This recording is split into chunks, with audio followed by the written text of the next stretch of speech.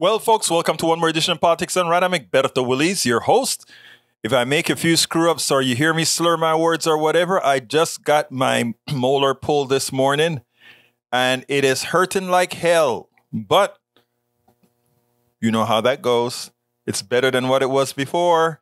So I got it done. Finally, I got it done. Root canal was impossible based on what it's this. Bridge MCP, I got to say thank you for sending me off to these folks that dramatically reduced the bill. I think it's restreaming to YouTube. Let me see. According to this, it's streaming to YouTube, and I'm looking at YouTube here from a stream. So check your connection, Bridge. Twitch is not streaming. That's not our fault. That there's some issues between the connection between Restream and Twitch. Okay, welcome aboard. So I'm in pain, folks. So bear with me if I'm a little bit, Hello, Lee Grant. Welcome aboard. Michael Rudden. Welcome aboard. Bridge MCP. Welcome aboard. Thank you for reminding me that I could go to my alma mater for dental services at a better cost. Much better cost. Michael Rudden. Paul Fleming. Welcome aboard. AVQ. Let's see who else is in here. Maywood, welcome aboard. And if I miss you, Paul Fleming Sr., call me out. All right, from Michael Rudden, CBS News. Record methane leak flows from damaged Baltic Sea pipelines. It's catastrophic for the climate. Methane leaking from a damaged Nord Stream pipeline is likely to be the biggest burst of the potential greenhouse gas on record. Shameful. By far, the Nord Stream pipeline leaks that are pumping huge volumes of methane into the Baltic Sea and atmosphere could discharge as much as 5 times as much of the potent greenhouse as was released by the Aliso Canyon disaster, the largest known terrestrial release of methane in history. It also is equivalent to the third of Denmark's total annual greenhouse gas emissions, a Danish official warned Wednesday. This is right here is why I'm against oil and gas pipelines. They sabotaged it, man. They sabotaged it. Bloomberg News. Nord Stream gas leaks may be new disaster for the climate. I'll let you guys go ahead and read on to that. USA Today. Here's how you can help those affected by Hurricane Ian in Florida. Hurricane Ian tore through the western coast of Florida on Wednesday with 150-mile winds and driving rainfall. Harrowing wind videos of violent storm surge overtaking cars. Everybody's watching that on TV. CNN, substantial loss of life. Now, that's what I want to talk about. Substantial loss of life possible in Florida as tropical storm Ian now takes on South Carolina. This could be the deadliest hurricane in Florida's history. President Joe Biden said Thursday the numbers are still unclear, but we're hearing many early reports of loss of life. We probably won't know the death toll and full extent of damage until tomorrow. Here's the funny thing, guys. It's not funny at all. We can't make something like this a political issue. But then again, it is the right time to specify or point out something. During the pandemic, we had leaders who encouraged their followers not to follow what the institutions are suggesting to mitigate the pandemic, to make the pandemic less horrible than it had to be. We had people in leadership convincing people, don't wear masks, go out, do whatever you want to do. Don't listen to the authorities. We pay the authorities to know more than we do. Well, same thing kind of occurred in Florida, and you have to wonder what kind of rub-off there was. Big hurricane coming. Advisors are out. Get out. Get off those barrier islands. This is a big storm. It's a Cat 4, almost bordering on a Cat 5. It's a real storm, guys. Science tells you that those barrier islands are going to be overridden with water. And by the way, from a structural standpoint, if these islands are overridden, many of those structures weren't designed to take the force of water coming in. I mean, they're not on the kind of stilts that breaks up the force that water coming against you. So therefore, walls present a sail for water.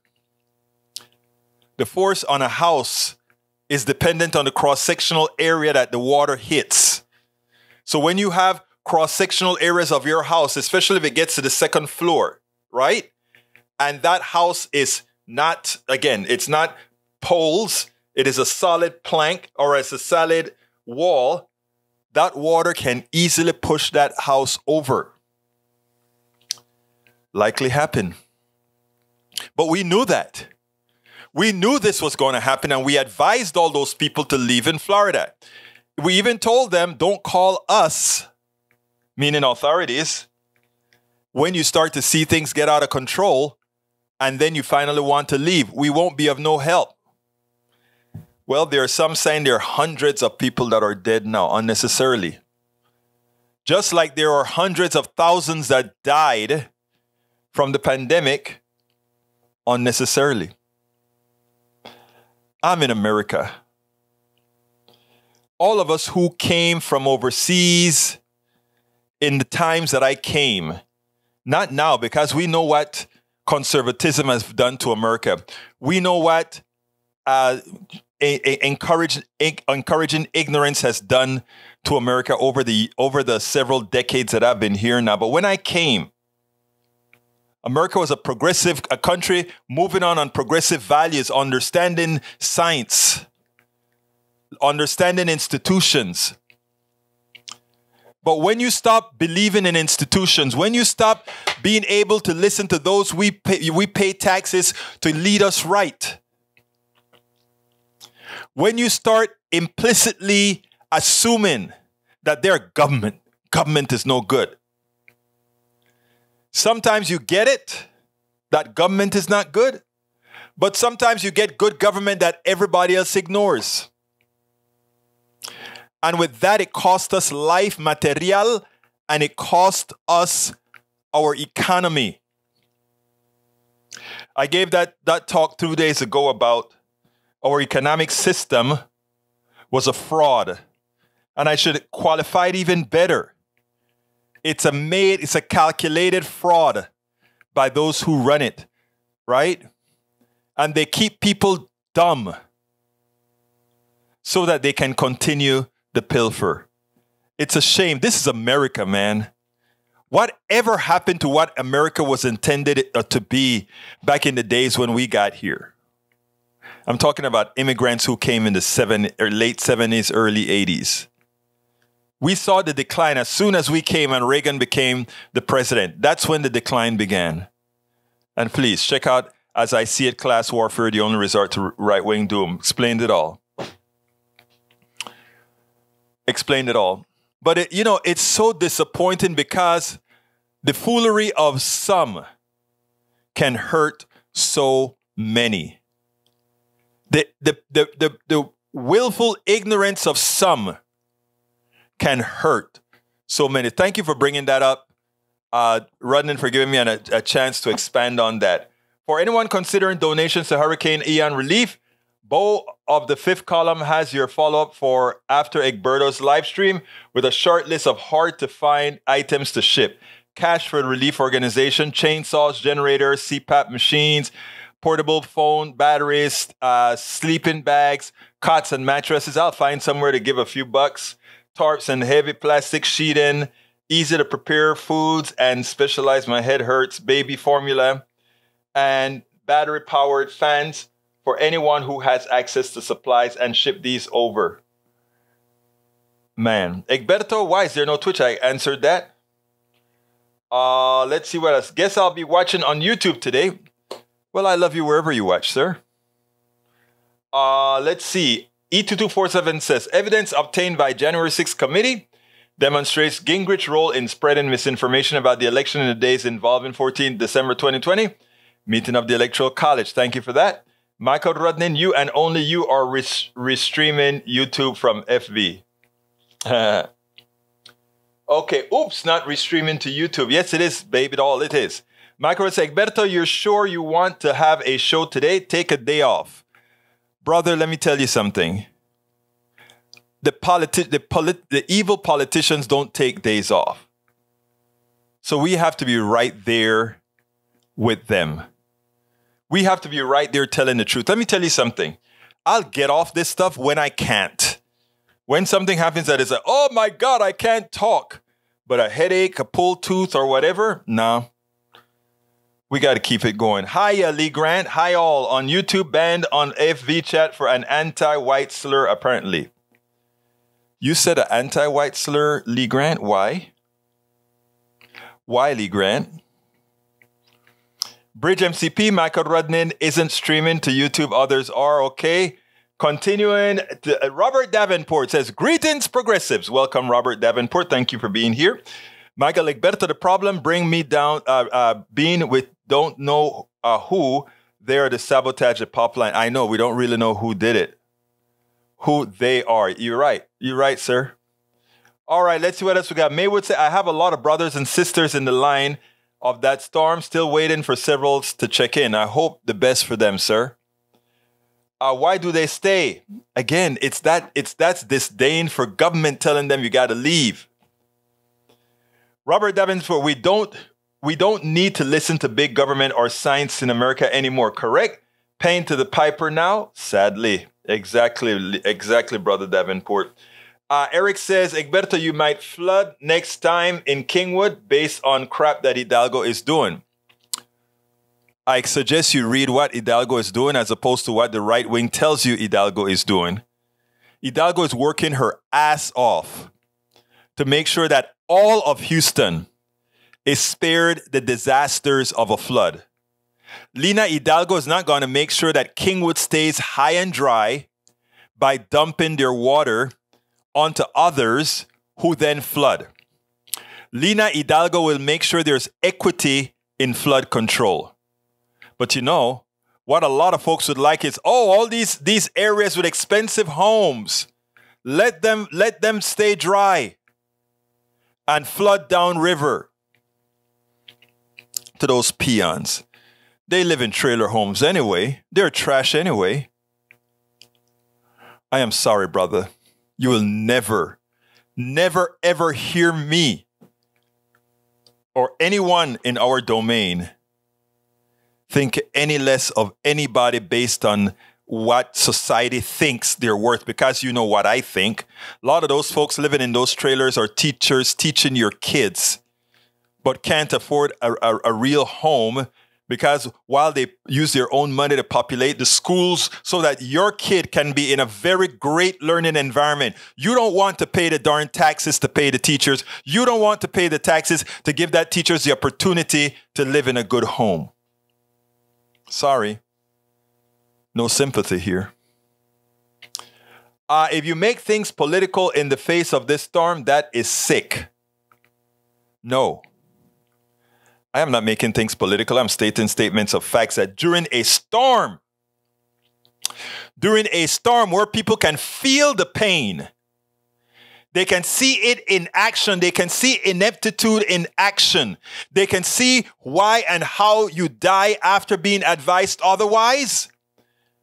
That's not doing it at the wrong time. That's doing it at the right time. Some people have lack of empathy. I tell you what, guys, I'm going to take a pause here and I'm going to play our first video, an interview that I had with a Black Republican. Check this out. Francis Johnson, welcome to the Bridge Alliance Social Cohesion Conference. It was a pleasure meeting you here. Pleasure meeting you also. Let me, first of all, tell me, we have people of all ethnicities, people of all ages, genders here, which I think it's a great thing. But most importantly, I think one of the things that we have here are both conservatives and pretty liberal folks here, and it lends itself for very good conversation, things that I think we need in our country. What are your thoughts about that? Well, the reason I'm here is, number one, I really believe in the work that Bridge Alliance is trying to do here, is to bring all different types of groups, as you mentioned, whether you're conservative, whether you're progressive. We have people from basically all over the world here, which are participate or starting to participate in the democracy reform movement here in the United States. And I think it's important that I attend, number one, for, several reasons. Our organization, which is our primary... Tell me the name of your organization. It's Take Back Our Republic. Okay. All right. We started back in 2015. We started out in the money and politics. Mm-hmm. We really feel that there's too much money that are going into different, whether it's presidential campaigns, which they do limit. Mm-hmm. But when you look at a lot of the state and local races, but also the Senate and House races, just unbelievable amounts of money are going in. Right. And one of the things that we got involved with is making sure that all the money that is going into these campaigns is coming from citizens here in the United States. And as you know, no campaign can accept any foreign donations. Right. All have to originate here in the United States. So that was how we started off. And from there, we branched into a lot of the voting, issues.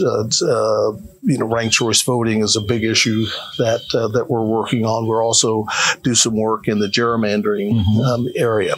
We're going through a transition right now in the organization, becoming more of a think tank to kind of broaden our base on the different areas.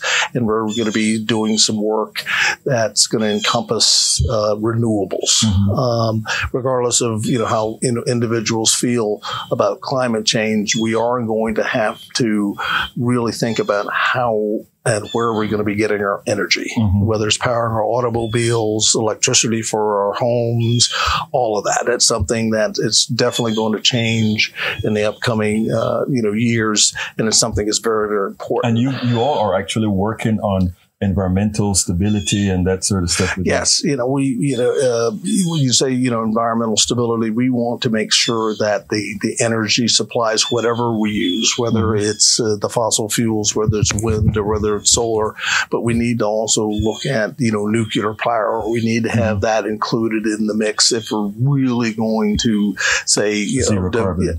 Zero carbon footprints. And so you do actually feel your organization does feel like we need to make some movements into that zero carbon area. Well, yeah, it's inevitable, right? All right, for just a number of different reasons. There is some climate change. We also know that at some point these areas, whether it's coal, whether it's oil, we're going to run out at some point. So we can't wait until supplies. Plus, right now we're the world situation with countries withholding oil. Look at Europe right now. The folks there are looking at the upcoming winter, and there's several countries are worried about how they're going to, with their residents and citizens of especially Germany and some of those other European countries, how they're going to actually heat their homes over the winter. So we need to do something so we never get to that point here in the United States. And we've always been a leader in a lot of areas. And so as an organization, what we want to do is really kind of bring the facts out about what's available, what is the best mix, and what's going to be best for the American people in the future. Now, you're here at Bridge Alliance. First of all, I'm going to ask you two questions. What did you learn here? Whatever, and also, what do you intend to carry back to your group when you get there? Okay. Well, learned a lot. Met a lot of very smart, nice people here that at all different areas in the political process. Progressives, liberals, and there's a few of us here that are conservative. But the key is we all understand that we need to work together. Right. And I think what the majority of people, and I know for myself, what I'm walking away from when I leave the meeting is, met people that I want to work with in the future, that, and they work with, their organizations, because we really have to figure out how we're going to bring all sides together. We're never going to be able to, move forward, continue to be the strong, powerful nation, that we are, unless we all sit down and really figure this out. Well, I want to make a personal statement about you, and that is we've engaged personally in very solid conversations about policy, etc. And speaking to somebody like you, and I say this from the heart, gives me hope because we actually entertained truthful conversation, not an agreement, but truthful conversation. Absolutely. And that is how we actually make changes and move forward. Yeah, absolutely. You know, we have to start this process. And I think, everyone should, that at least I am, walking away from this, that, we're making a start. Right. And I feel the organization, Bridge Alliance, and what they're doing, is very important. I'm involved with Bridge Alliance. I'm a member of the board. Mm-hmm. And so, I really believe in the work that the organization is doing. And, we'll continue to stay involved, with it and with our organization. And whether it's, meeting new organizations and working with them, help mentor individuals that want to start organizations that could be part of this process and be members of Bridge Alliance in the future. So it's something I plan to stay involved with and, enjoy it and, looking forward to, working with everyone here in the future. Francis Johnson, it's been my pleasure to know you. It's been my pleasure to have you here, and I hope that we stay in contact. Yeah, we definitely will, sir. We had some very substantive conversations at our vegan dinners and vegan breakfasts. We had great conversations and didn't disagree. Didn't agree on everything. In fact, there are some substantive differences that we have based on certain types of ideology. But this is what it really takes, because at times he said, "Oh, okay," and I said, "Oh, okay," Anyway, Mike Cisak says, we had a lot who died unnecessarily with the pandemic due to the refusal to see what the science was saying. We suffered because of Democrats refusing science. Wow. Talking about revisionist history, Mike Cisak, right? You've got to admit that this is revisionist history. We showed in counties where you had adjacent counties, one that enforced mask mandates and one that refused mask mandates, and we showed what the death rates were and what the infection rates were. Science. But still, Republicans didn't buy it. They had all these theories, but it was mostly lies, of course. What your leadership is great for is misleading good people like you, Mike. Misleading good people like you, Mike, is what your leadership does to you. Bridge MCP, DeSantis didn't vote for relief for New York or Louisiana. Hurricane, then he wants it as he should. Get it, but don't forget how he voted. I know, and it's not only DeSantis. Several of them voted against it, and now they will come with their tails. And Mike Cisak said, "Oh, DeSantis." I think DeSantis was in Congress during that when that occurred, if I remember correctly. Let's see, Mike Cisak said DeSantis wasn't in a position to vote on such. Bridge, you better look it up. Cisak, Bridge, look it up. Let's make sure we're given accurate information, because I saw that statement in the newspaper as well. So we may want to just corroborate it for the sake of it. Letter to Gingrich from Chair Bernie Thompson is full of truly damning assertion implicated Kushner, Miller, Gingrich, and others in a lot of action. We always knew they were thugs. All right. Too bad I cannot. This is E2247. Cannot paste active link into Twitch and retweet, but refuses to put it into Twitch. Sorry, guy.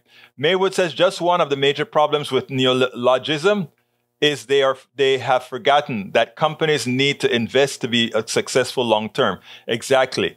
Daniel says maybe the decline in America in the 70s and 80s was because we imported Marxists like Egberto from Central and South America in the 70s and 80s. No, actually, a lot of us came here because America sent the Chicago Boys, led by Milton Friedman, to destroy the economies of Central America, South America, and South Asia. That's why.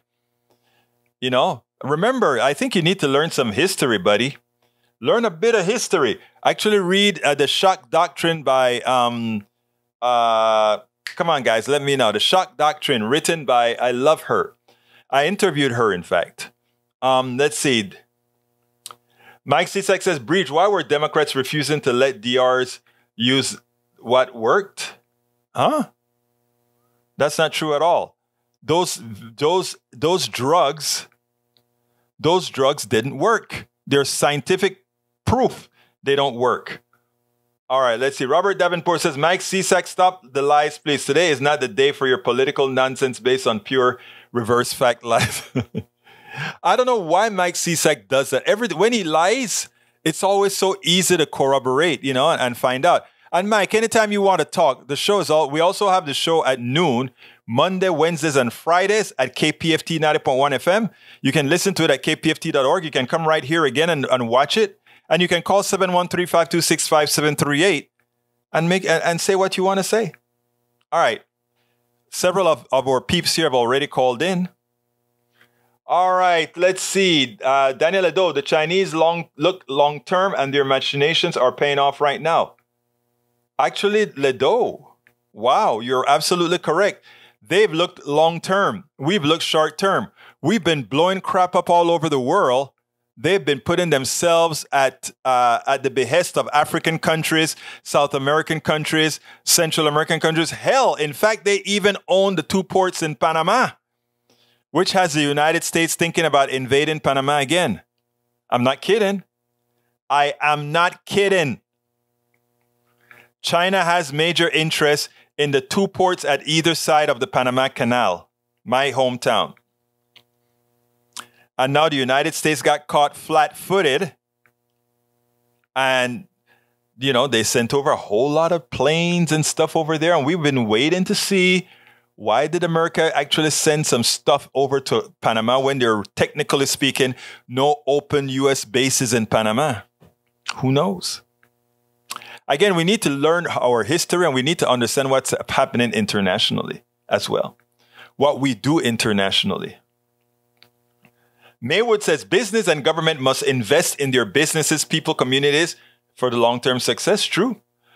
Paul Fleming says Bravos County, Texas refused to reopen an early voting site on the campus of Texas A&M, the largest campus in the state, for the 2022 midterms. I wonder why. Let's see. I wonder why. Even in College Station, a conservative town, they're scared that those women are going to vote. I didn't read that one, so thank you for making me aware of that, Paul Fleming. Michael Rodden says, why do they stay? Because they stayed and weathered the storms before, so they think the one is going to be the same as all those times. Fooled by experience, not realizing the global warming means hurricanes are getting worse. Again, their negligence again. Global warming, they don't want to believe global warming. And again, they don't want to follow authority. And ultimate goal, death. Eric A. says, Conroe dumped on Kingwood and you're wrong on equity. Those people have revived 80% of flood funds since 2000. No, false. You get money, and this, by the way, I have friends who were flooded in both the rich areas and the poor areas. And the people who live in rich areas, they dominate in the amount of money they get for their damage. And you just proved it with what you said. When you said 80% went to others and 20% went to the rich folks, and when the rich folks only comprise of 2 or 3% who got flooded, you've just made my point. It's math, brother. It's math. It's math. That 80% of floods since 2000 went to a lot of people. That 20% went to it that much. Again, you have to be careful of who is writing the story. You can kind of make numbers say whatever you want these numbers to say. And if you want it to lie, you can make it lie. All right, let's see. What time is it? Let me go back one more time to the next video. This is a video from the program a couple days ago that we talk about student loans. I really want to get this out because it's a pressing issue. Let's go and we'll come back in a little bit. Dennis, let's see. Come on in, Dennis. Let's talk. Dennis, come on in. You're hot. Hello, everybody. How are you, sir? Enjoying the show like I always do. Thank you, Dennis. How can I help you, my friend? Listen, it's an excellent topic. I don't have student debt. I actually benefited from a Pell Grant. It was just a few $1,000 at HCC. But I would wish you could touch on, A, how college got so expensive in the last 30, 40 years, and B, was there like some kind of scammery involved? When I say scammery, in the, giving out of the student debts that had a lot of interest or were basically kind of unfair, you might say. If you would just touch on those subjects, I'll hang up and continue to enjoy your show as always. Okay, Dennis, before you go though, I want to thank you for calling in, and also I want to ask you to please remind everybody else. This is just the second show that I'm doing since being back live on air. Please remind others that we are here and share our stuff that we have on YouTube, Facebook, Twitch, and everywhere else. So thank you so kindly for calling in, Dennis, and I'll answer all of those questions as soon as you get off. All right, folks, here's the deal. Dennis asked some very important questions about student loans. First, I want to touch on the first thing that he asked. The first one was why is student loan so expensive? Then or is college so expensive? And secondly, the next question was, and is there some kind of a scammery occurring with these loans, interest rates, and etc.? Remember, there are two kinds of student debt: private and private debt, and the debt that's backed by the government. I'll explain all of that later, but let's go to the first one. The first one is, why is college so expensive? This is a very, very dirty story, and it has two parts. The way what a lot of corporations like to do right now is they would say all these darn universities, they just want to build a whole lot of buildings and keep a whole lot of professors in these buildings making money that they shouldn't. I mean, I even have a good friend of mine, a professor at a college. He agrees that universities have invested too much in all these beautiful buildings, invested too much in things like professors that are doing very little, etc. So there is some waste in the college realm itself. There is waste there. They could make other decisions, but all those kids that go to those nice buildings, that kind of creates an environment, a learning environment that they like as well. So I am willing to live with that part of the waste. I am personally. When I go to the University of Texas and I visit my old alma mater, my daughter's old alma mater, it is great seeing that we have the kind of technologies that we have there that costs a whole lot of money. But here is a major, major thing that nobody talks about. Every red state legislature, and actually to some extent blue state legislature, they always look at education to cut. You take a look at what they do here in Texas for high schools, elementary schools, or whatever. Whenever there's a budget cut, the students get cut, the teachers get cut. That is what happens, right? We are always willing to go for the people that have the least voice in our body politic. So they will cut education. So what happened in Texas and other states? The amount that students are responsible for paying, the tuition rate that they are responsible for paying, continuously go up faster than the speed of inflation, because in addition to inflation, state government proportionally is giving these universities and colleges less. And why are they giving them less? Because the corporations that go ahead and say, we want a tax cut, we want to live in a tax cut state, they continuously cut taxes. And whenever you hear a tax cut, remember that money is coming from somewhere, whether it be your roads. You talk about bumpy roads. Oh my God. Well, you don't want bumpy roads? Stop giving tax cuts to corporations who shouldn't really have it, who are the ones that are riding the big trucks that destroy your freeways. They don't want to pay for it, but they don't mind driving the cement trucks, the oil trucks, and all these trucks are all over your freeways. They're the ones that you create a great asphalt freeway, a great concrete freeway. Your little car doesn't do any damage. That freeway could go on and on for decades without any work. But you go ahead and you put those big trucks that make those super great capitalists make money. That's what damages your road. And then they say, but they want us all to pay for it. So what happens with the schools again is that you have the legislature paying less to the school. The students are responsible for more, but it goes even deeper, because it's not only that the students are now asked to pay more for the school, but everything. We talk about the dorms and all these different things that were priced at cost. We have these. I give you a quick story. I want to digress a bit.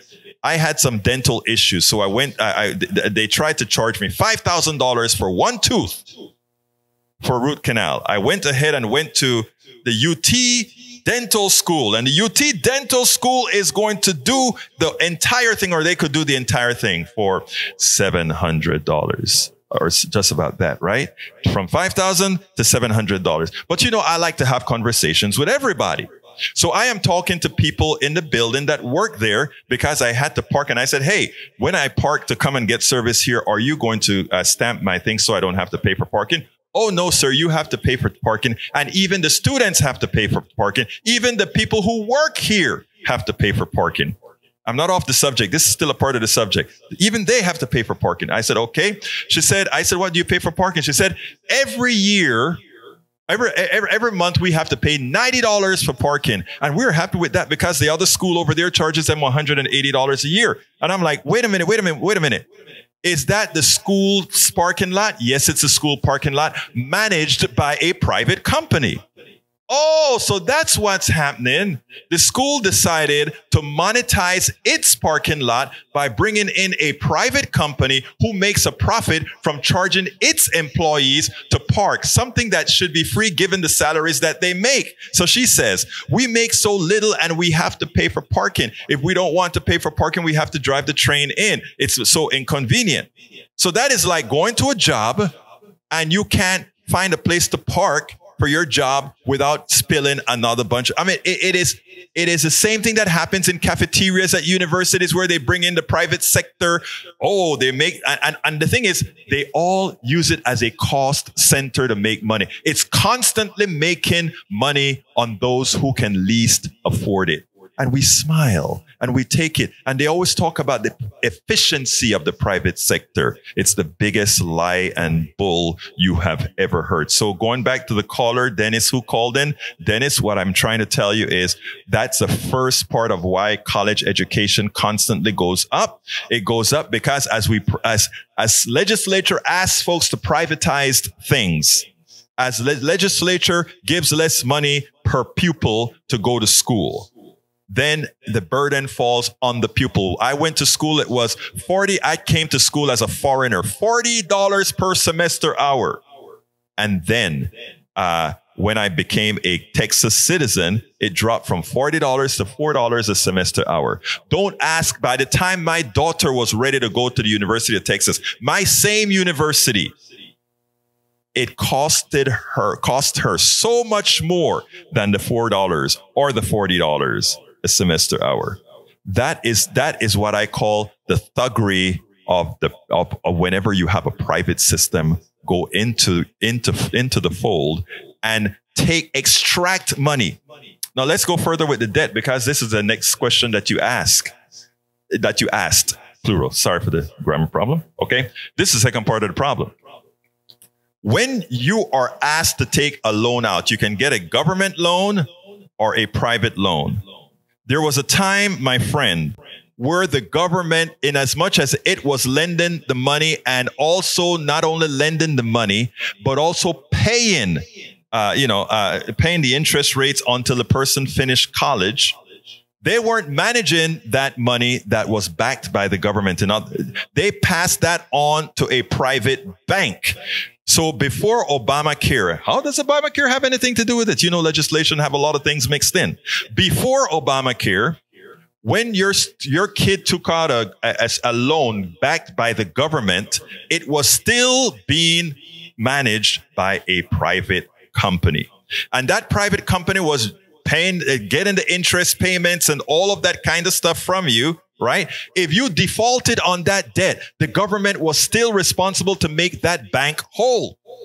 So Obama came in with Obamacare and said, wait a minute, why am I paying a bank fees for a loan that if the bank, if the person defaults, the government still has to pay the bank for the loan? It was free money for the bank, zero risk. The only reason to have a profit is if you are taking a risk. So Obamacare went ahead and took government-driven student loans away from the banks and had the government run it themselves. And the banking industry went crazy and they put out lies about Obama is socializing the debt system. Obama is socializing the banking system, when all he was doing is unsocializing it, because the bank system in the old way was socialized bank system. You had no risk. That is why it was expensive. So anyhow, the private sector, remember, if the private sector takes over transportation, if the private sector takes over schooling, why do you think it costs more money to go to a private school than a public school? All right, because somebody is making a hell of a lot of money on that. So on the loans now, you asked about, is there some kind of a gimmickry? Yes, there was. Here is the deal. Corporations say, please cut our taxes, cut our taxes.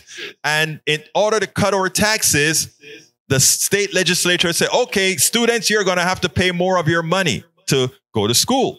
Well, they don't have that money, so they take out loans. Some of them won't qualify for government loans, so they have to go and take out a private loan. And they take out a private loan with a higher interest rate. So here you go. Here's the deal. The private corporations take taxes, pay less taxes, which means they make more money. You pay to educate yourself by taking out loans to go to a college. That corporation then hires you. They get somebody that trained themselves to come and work for you. You didn't have to invest in training in them. So you got free money by having somebody else train the people you know. And then when it's time to pay back the debt, that student has to pay interest. It's all on that student. They have to pay the corporations the loans, the interest on the loans. They paid for their own education to subsidize the corporations. And numero tres, the corporations get a big benefit from not paying for schooling. I mean, that's the best racket there is in the world. But when you hear it on TV, when you hear this on MSNBC, CBS, ABC, CNN, or whatever, it is never explained in this fashion. It is always explained as if those irresponsible Gen Zs, those irresponsible Gen Xs, those irresponsible folks. That is crazy.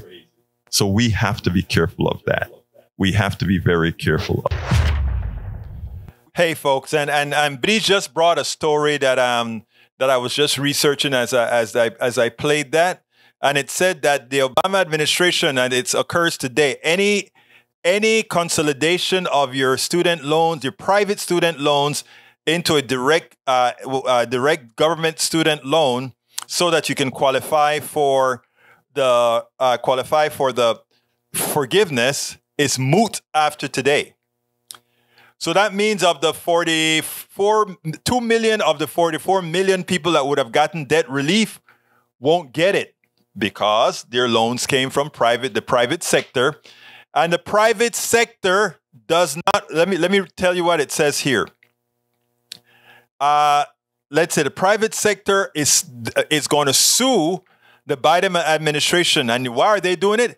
Because if people start to pay off that debt, these bankers, these banksters are going to have to write down the amount of assets that they have, because that interest paying debt is no longer there. So here we have the government saying, we are going to give relief to good students who decided to go out there and get an education. And the private sector said, no. We need to continue our parasitic behavior. We must continue being parasites. We need to sucker the money out of those people. Folks, if this is an evil, when I talk about a private, the banksters being evil, this cuts it all. In other words, and guess who's suing? The red states are suing. 6 red states. Let me put that on the screen. 6 red states. Here we go. GOP states sue Biden administration to overturn debt relief.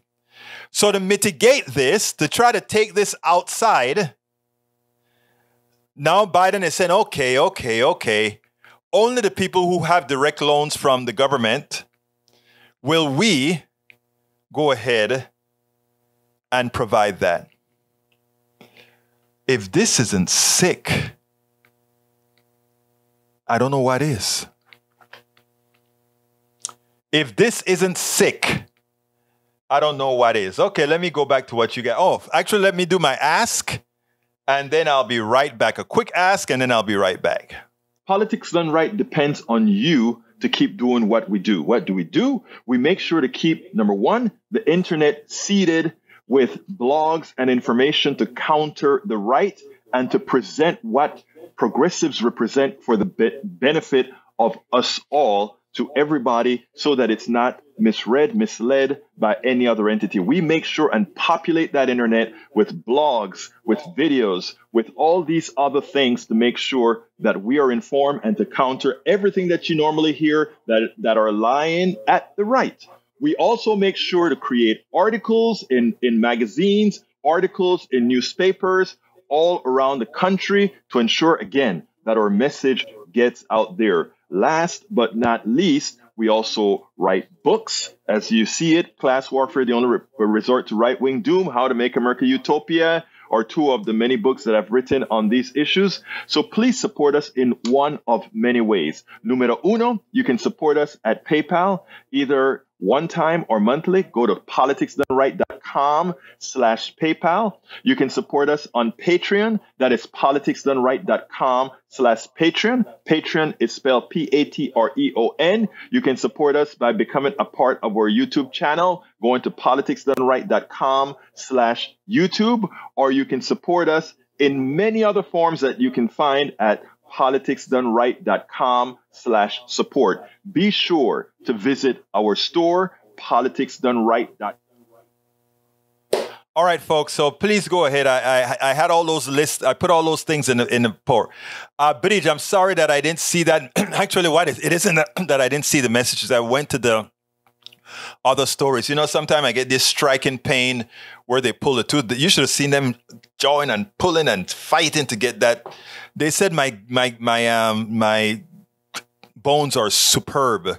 So they were able to they had to really dig to get that stuff out, and it hurts like, even though they kept on injecting me, they even inject the pulp of the thing, and it hurt like hell, taking that tooth out.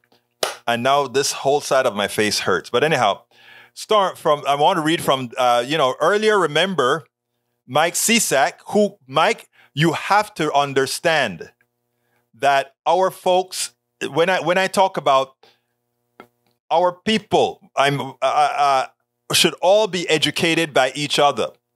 And when you have folks that look and do their research, like Bridge MCP, Michael Rudnin, Paul Fleming, Davenport, these guys look up the data. And I mean from reputable resources. And here's from Bridge, Storm Scourge. Ron DeSantis voted no on Hurricane Sandy relief in 2013. As a newly elected Florida congressman, Representative Ron DeSantis voted against a bill to provide $9.7 billion in flood insurance aid for victims of Hurricane Sandy, the worst storm of 2012 that pummeled much of New York and New Jersey, inflicting nearly $70 billion in damage and killing 233 people across 8 counties from the Caribbean to Canada. So don't you think, Michael Cisak, you should give Bridge an apology for being wrong and for calling her out for being right? I think so. I've come on to this panel when I've made mistake. I've apologized and corrected myself. Will you do that? Will you be honest enough to do the same? All right, Mike Cisak replied, it was asked why people live on those beach areas where hurricanes come through. That National Flood Insurance Program, voted in by Democrats, is the reason. Oh, Lord. My head hurts too bad to answer that one right now. Let's continue going down. Michael Rudnin puts a statement in there about how you can help the people again. Please read. Mike Cisak said, of course, we've had fewer and fewer hurricanes, fewer wildfires, fewer tornadoes. Where's this guy getting this stuff from? He's saying, Mike, I tell you what, Mike, every reputable newspaper have said that all those occurrences have increased. Could you please give us a link to a reputable source that says we've had fewer hurricanes, fewer wildfires, and fewer tornadoes? Please give me that data. And I promise you, I'll put it up to let people see what you read for the kind of information you put out here. Put it up, please. Is Egberto's entire ideology and worldview based on what he thinks other people are thinking? Sure, seems like it when he constantly uses his adult imagination to devise some pretty evil thought and motivations to his political rivals. None of it is real. How pathetic that he seems to need his opposition to be motivated by evil. Anybody who hurts children is evil. I don't care what they're motivated by.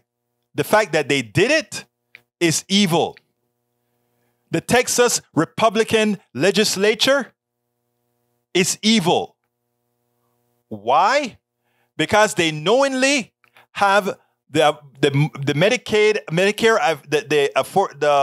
Medicaid expansion to the Affordable Care Act. They can get it at a 10% payment only, and they decide not to take it and get their citizens killed. Is that evil or not? I can't say what their motivation is. I think their motivation is money. But their act is evil. I repeat, their act is evil. It kills. Tom C. says, Mike Cisak, we suffered because Democrats refusing science? Huh?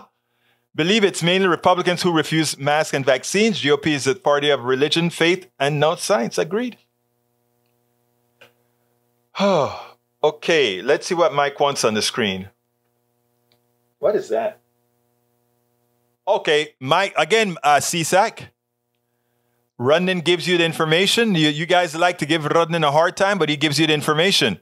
Here are the number of storms as time moves on. Questions? Does that look like a decline to you? Does that look like a decline? That's verifiable, quantifiable data. Look at it. All right, let's continue here. Para ver. Egberto, will you scroll down? I did post when and what DeSantis voted in 2013. I read it, my dear beautiful. Naomi Klein is the person who wrote Shock Doctrine. Thank you. Mike Cisak, I post my facts and you all blow them off because you aren't serious. No, we blow them off because they're not facts. They're ridiculous statements from people that are indoctrinating you into hurting yourself, Brother Cisak.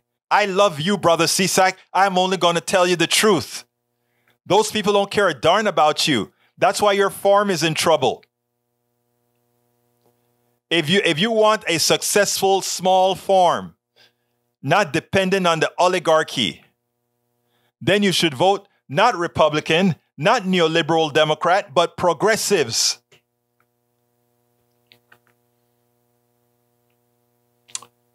Okay, let's see what else got here. Okay, Egberto, you want your audience to be aware of informed and international issues. Why have you not talked about Nord Stream or the new female PM of Italy? The new female PM of Italy is a fascist. We've spoken about her. In fact, Rudnin brought that to us a couple of days ago, or when it occurred.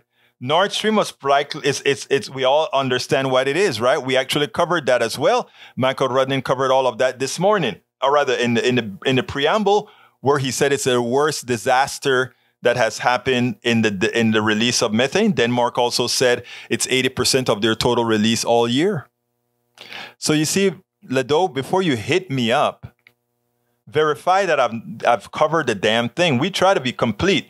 And I have such good people watching this show. They cover every base that I don't.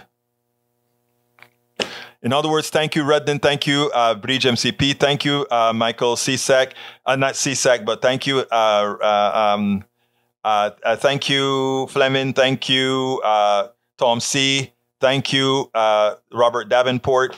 Always have solid information that we can find it to be quantifiable, reproducible, verifiable. Okay, let's see what else we got here. Melanie Keelan is in the house. I didn't see you, my dear beautiful lady. Okay. Look at what Mike Cisak says. According from 1990 to the 1960s, an average of 8.4 major hurricanes per decade. After 1960, the max on average was... Oh, you better go ahead and reread that. We have the Noah stuff on the screen right now. Please reread what you mean. Cherry picking doesn't help. Cherry picking does not help. It just kills, actually. Let's see what else we have here. Para ver. All right, we are almost done with the show. Actually, we are done with the show. My head is killing me. Melanie Keelan says, my daughter graduated from the University of Barcelona in June. No loans, no debt. She received government grants. We paid only registration fees in 4 years, maybe 600 lira. What is it? Money in Spain again? I don't remember. Again, these are humane societies. We live in a capitalist society who try to monetize everything. Emma Becker says, representatives suing to keep school loan profits flowing. Sick. Yes, it is sick. Okay, let's continue.